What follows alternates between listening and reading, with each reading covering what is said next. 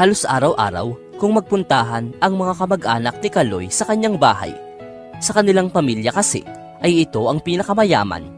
Marami itong pag-aaring lupa sa probinsya at marami siyang mga negosyo.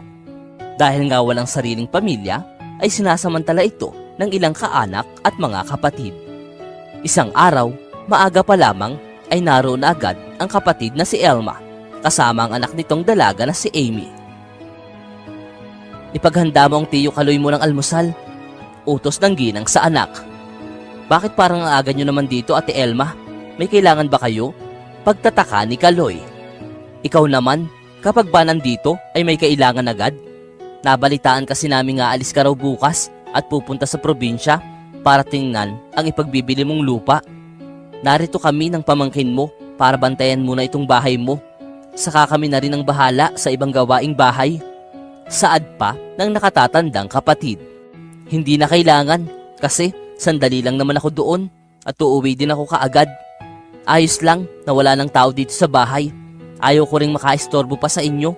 Saad muli ng Ginoo.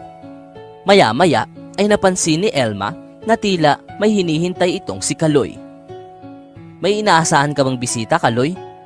Napansin ko, kanina ka patingin ng tingin sa cellphone mo at kanina ka papatingin-tingin din sa labas. Pansin ng ginang. Hinihintay ko lang ang pamangkin nating si Angel. Ang sabi ko kasi sa kanya ay pumunta siya ngayon para ibigay ko ang allowance niya. Baka nasa eskwelahan pa. Tugon ni Kaloy. Hanggang ngayon ba ay ikaw pa rin ang nagpapaaral dyan sa batang iyan? Wala na tayong responsibilidad sa kanya dahil ang nanay naman niya ang pilit na naglayo sa batang iyan sa atin. Simula nang sumakabilang buhay ang kapatid nating si Victor, ay dapat pinutol na rin natin ang ugnayan natin sa mag-inang yan. Hindi mo alam, baka mamaya ay sinasamantala ka lang nila. Sulsol naman ni Elma. Sa tingin ko ay hindi naman ganun si Angel at ang nanay niya. Hanggang maaari nga ay hindi siya humihingi sa akin ng kahit magkano. Ako pa ang nangungulit sa kanya na bigyan ko siya. Kahit paano ay may responsibilidad rin naman ako sa kanya dahil pamangkin ko siya. Paliwanag naman ni Kaloy. Bata pa lamang kasi si Angel ay yumauna ang ama nito na kapatid nila Kaloy at Elma, si Victor. Anak siya ng Ginoo sa isang kasambahay na si Dita. Dahil hindi maganda ang pakikitungo ng ilang kamag-anak sa mag-ina, ay napilitan na lamang ang ina ni Angel na lumayo. Gayunpaman, madalas pa rin ang pangungumusta ni Kaloy sa dalaga dahil nais niya itong tulungan. Sa totoo lamang ay malaking dahilan itong si Elma sa paglayo ni Nadita sa kanyang anak. Pinamukha kasi ni Elma na wala silang karapatan sa lahat ng pagmamay-ari ng kanilang pamilya at isang bastarda si Angel.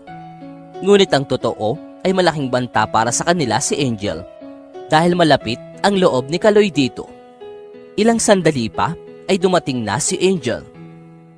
Tiyo, pasensya na po kayo at ngayon lang ako.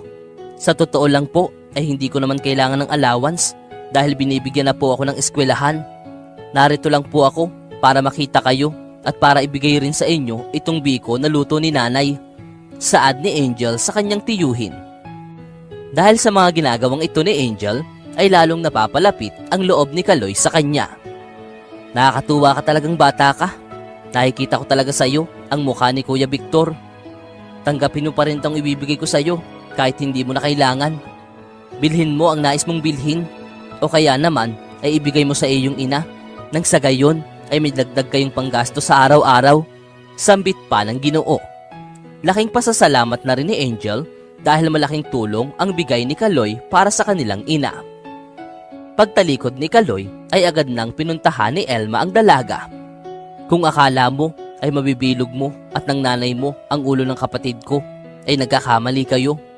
Gagawin ko ang lahat nang sa gayon ay wala na kayong mahita pa kay Kaloy.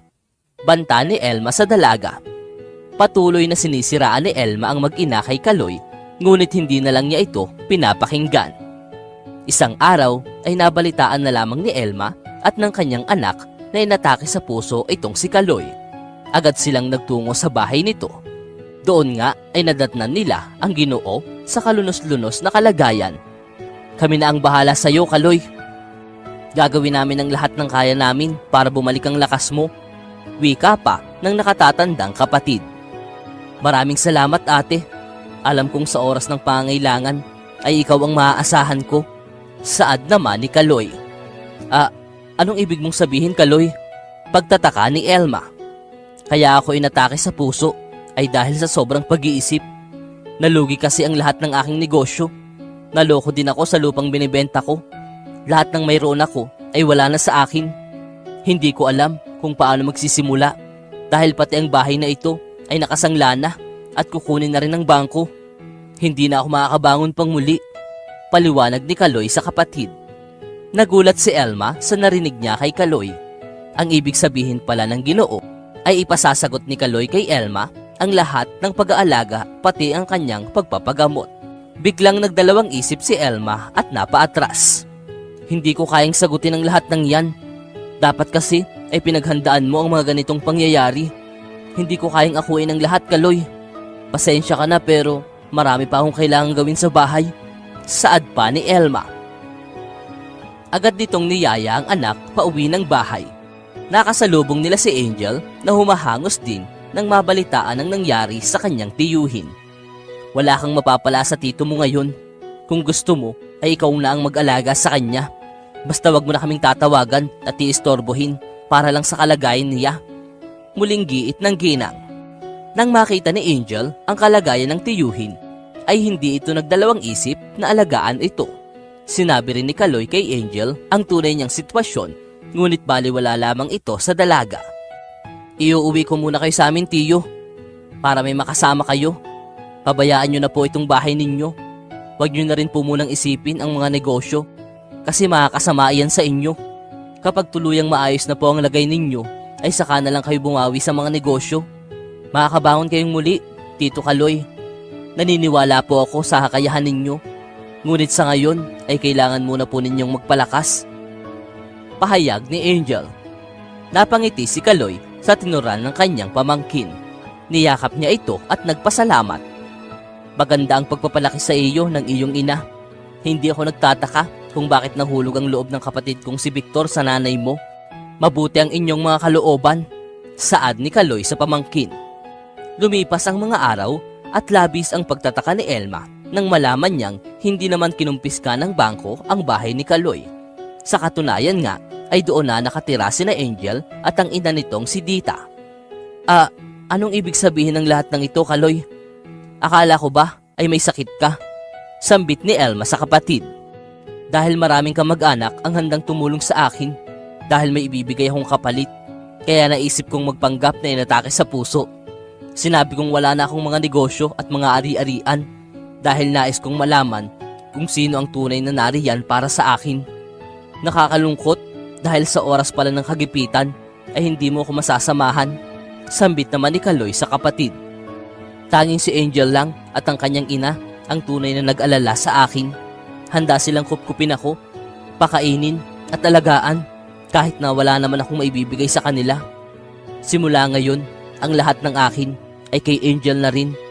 Lahat ng mga kayamanan ko ay isasalin ko na sa kanyang pangalan nang sa aking paglisan ay siya na ang magmamay-ari ng lahat ng ito. Dahil alam kong iingatan niya ang lahat ng maiiwanan ko sa kanya. Saad pa ni Kaloy. Napatulala na lamang si Elma sa nalaman niyang katotohanan. Labis siyang nahihiya at nagsisisi dahil sa pagtalikod niya sa kapatid sa oras ng pangangailangan nito. Ngayon ay ni 5 ay hindi na sila makahingi pa kay Kaloy. Napatunayan ni Kaloy na mayroon talagang mga taong gagamitin ka lamang hanggang may napapala sila sa iyo at iiwan ka kung wala ka nang maibibigay. Ngunit mayroon ding mga tao na katulad ng kanyang pamangkin na si Angel na handang tumulong kahit walang kapalit.